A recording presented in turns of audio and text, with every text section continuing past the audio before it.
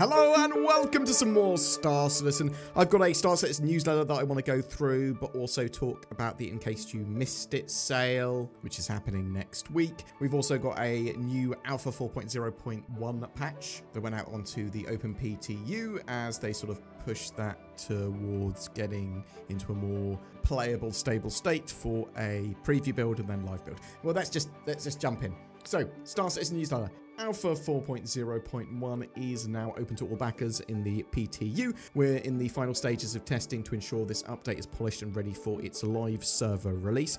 Alpha 4.0.1 brings a wide array of fixes and improvements based on your feedback, and it also means that you'll soon be able to continue your pirate hunting adventure in Pyro with Save Stanton Chapter 2. So to me, it sounds like they want to get this onto the preview build and then pretty much out to live pretty quick after that. Although it could be actually when they say live, they are actually just talking about the preview build, but mechanically the same thing, right? Anyway, CIG continues. Plus, mark your calendars. In Case You Missed It returns next week, giving you another chance to pledge for the new vehicles released in 2024. So this is basically a sale of everything that was released to Fireball and concepted during the previous year. So that's all the ships of 2024 that should be included. And to my estimate, that is the Mirai Guardians, the F7C Hornet Mark IIs, the RSI Polaris, the Argo CSV-SM, the Star Lancers,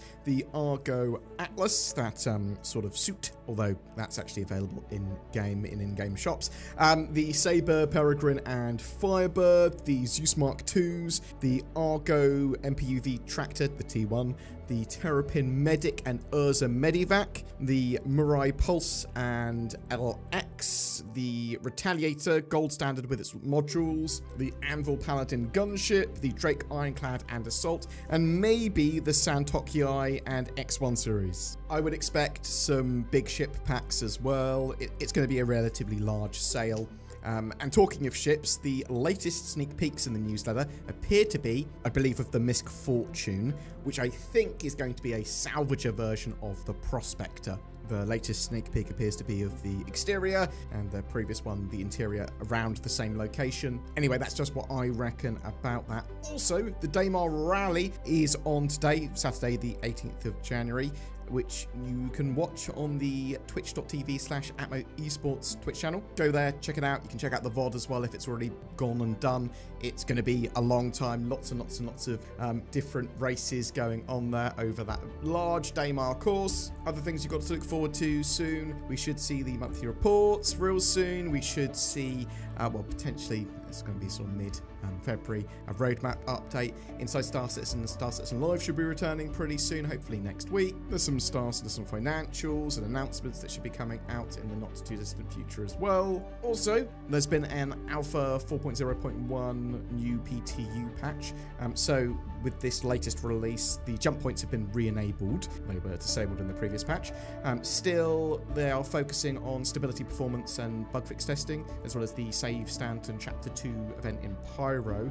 They were also looking for reproductions of vulnerable players in the latest build on the PTU. They had some extra locking in this build because of that, and they encouraged you to get involved with contested zone sort of gameplay and test your FPS shooting there. There were some updates with this patch too. They extended asteroid exclusion on jump tunnel exits to prevent asteroids being too close when you exit, enter, and all that sort of stuff. Also, they've increased the number of handyman missions in Pyro. I wanted more missions to populate the server. This is great. This is a start. Don't really know to what scale there is more, but more is better. There was also a load of fixes in this patch. Power settings and pips being reset is a great fix here. They were being reset when you were like going across server boundaries or quantum traveling, stuff like that. The Corsair had missing birds. The personal hangar had some audio issues. The handyman objectives could not be completed for repairing pipes. The new player experience had the player spawning in the wrong room when starting at Lorville.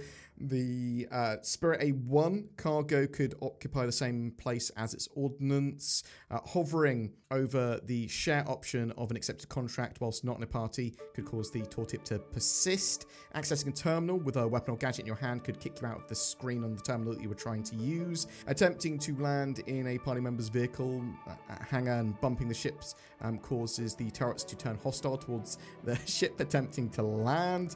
Jump point distortion build-up was far too slow, meaning that you could sort of didn't have a risk when going through jump points. Players were unable to go back and return to the character creator after progressing to the primary residence selection.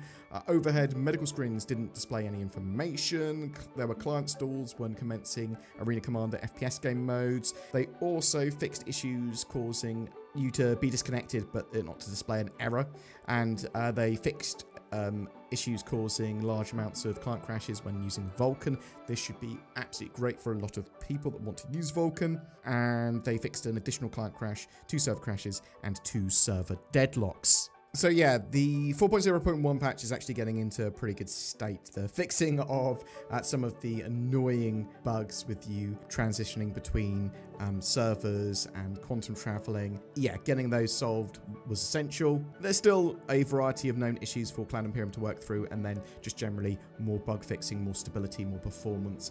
I've seen people grumbling about the hangar audio still, and still issues with interacting with kiosks and terminals and stuff. And buttons when you've got gadgets and weapons in your hand. And then there's still some of the older problems with occasionally NPCs not spawning and bunker missions and that sort of stuff not working properly. Normally again because of NPCs or elevator issues. There are also apparently invincible AI. So yeah, still a bit of work to do, but I do think they're getting there.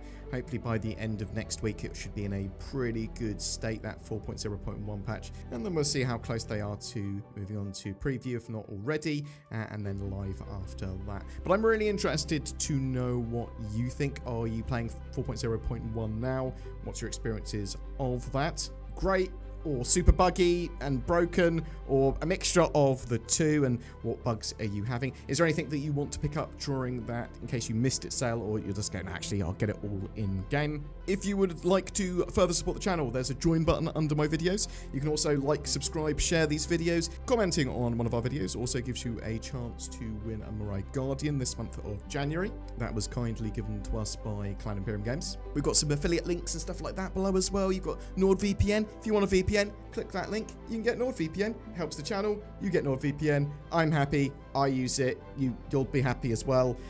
And if you want like a Tobii eye tracker or something, that's head tracking and eye tracking, natively supported by StarEngine, and a load of other games as well. Check those out in the links below too. Oh, thanks for watching. Hope you have a great weekend, and please comment, tell us stuff in the comments below.